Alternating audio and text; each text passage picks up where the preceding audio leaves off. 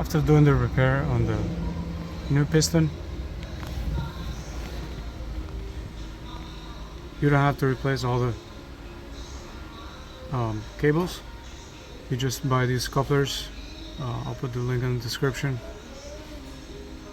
This is the new piston, and I rebuilt. It's a Ferrari part, but also you can take this off and send it out for rebuild. This customer didn't want to have a rebuilt piston, so he wanted to have a new one. As you can see, the line is a little different because the newer outdated lines.